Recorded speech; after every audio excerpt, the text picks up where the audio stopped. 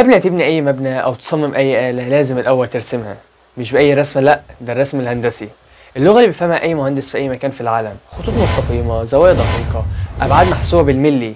كلام النهاردة عن الرسم الهندسي.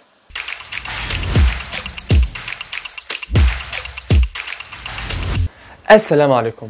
الرسم الهندسي اكتر حاجة مشهور بيها المهندسين، واللي بتميزهم ان هم بيشوفوا الحاجة بمنظور غير البني ادم العادي. هم في عندهم اكتر حاجه بيستفيدها المهندسين من دراسه هندسه، هو بيبقى ليه طريقه حل مشاكل معينه الرجل الشارع ما يعرفهاش. مثال، انا شايف الكان دي كده، هو بقى شايفها من هنا ومن فوق ومن منظور عين الطائر، منظور رجل الخرتيت، شايفها ب 15 منظور. هو في كميه معلومات بتتصارع في دماغه، فما تقوليش انت فاهم غلط، لا هو انا كده فاهم صح.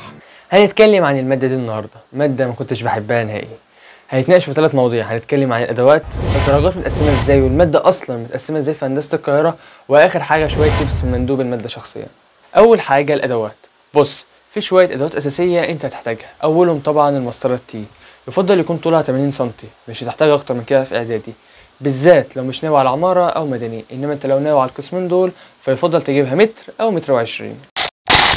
تاني حاجة هو المثلث ال30 60 والمثلث ال45، ده الجوكر بتاعك، يفضل تجيبه نضيف عشان الرخيص بيطبع في اللوحة فبتقعد تمسح فبتبوظ منك اللوحة.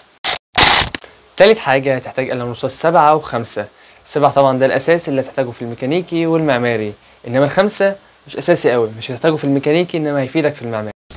هتحتاج أستيكة، يفضل تكون نضيفة أكيد، وكان في أستيكة شبه القلم كده كنا بنمسح بيها الحاجات الصغيرة. هتحتاج فوطة صغيرة عشان تشيل بيها اللي بيفرط من الأستيكة، بدل ما تعملها بإيدك وهي عرقانة فتبهدل اللوحة. هتحتاج لك مسطرة صغيرة 20 30 سنتي، وطبعا برجل، ويفضل يكون نضيف من الغالي عشان الرخيص هيتعبك قوي في الدواير، عشان احنا كنا بنعمل دوائر صغيرة جدا والملي كان بيفرق. هتحتاج لك سورتيب شفاف عشان تلزق بيه اللوحة، وطبعا رول عشان تحط في اللوحة. دي كده الأدوات الأساسية اللي انت هتحتاجها. وفي حاجات مش أساسية زي البورد مثلا اللي بترسم عليها، بس المكتب كافي ووافي عادي جدا. طب المادة والدرجات متقسمة ازاي؟ بص وركز معايا عشان الموضوع صعب شوية في هندسة القاهرة. انت بتدرس رسم ميكانيكي ورسم معماري. الرسم الميكانيكي بيكون زي الرسمة دي كده، بتكون أشكال 3D بتحتاجها في قسم ميكانيكا. بتدرسه في 8 أسابيع، بيكون عبارة عن الممسات الأيزومتريك اللي هي رسم 3D، وبتستنتج منها المساقط التلات، التوب والفرونت والسايد. وبعدين بيقول لك لو معاك مسقطين مثلا توب وفرونت هتستنتج السايد ازاي. وبعدين بيقول لك لو قطعنا الشكل من النص مثلا الرسمه هتكون ازاي. بتخلص ال8 اسابيع بتاعتك وبتمتحن مد عليهم، وبعد المد بتبدا في الرسم المعماري. بيكونوا 3 أو 4 سكاشن سهلين جدا، بيدوك نبذه بسيطه عن المعماري، وبعدها بتاخد سيكشن واحد في حاجه اسمها الستيل، حاجه شبه الايزومتريك كده، وبعدها بتمتحن مد على المعماري، وبعدها على طول بيكون الفاينل. ودي الماده الوحيده اللي بتمتحن عليها 2 مد. في بعض القنوات اللي هتفيدك وهتسهل عليك جامد هسيبها لك تحت في الديسكريبشن. طب الدرجات متقسمه ازاي؟ بص بقى وركز معايا. انت في كل سيكشن بترسم لوحه، وبتاخد رسمه او 2 هوم وورك بتسلمهم في السيكشن اللي بعده. فايه بقى اللي بيحصل؟ بتاخد درجه على كل لوحه رسمتها، وفي الاخر بيقسموا على عدد السكاشن وبتطلع لك الدرجه من 20. طب افرض مثلا توتال درجات اللوح بتاعتك في الميكانيكي 144 من 160، فبعد القسمه هيكونوا 18 من 20، وهكذا في المعماري برضه.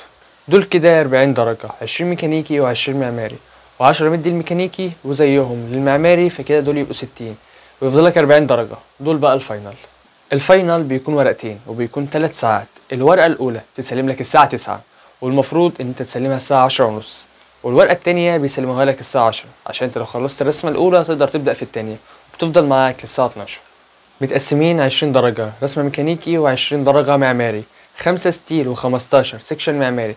ده تبع اللائحة الجديدة، الله أعلم هيفضل ثابت ولا لأ. طب ازاي تتعامل مع المادة؟ دي شوية تيبس من مندوب المادة شخصيا الباشمهندس أحمد عليوة، هسيب لك الرقم بتاعه في الديسكريبشن ممكن تحتاجه. دي التيبس أو الأخطاء اللي هو كان شايفها.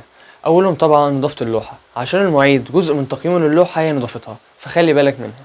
وتقل الخط بالذات في المعماري، كانت المعيدة كل مرة بتنقصني بسبب الموضوع ده، عايزة سنس كده.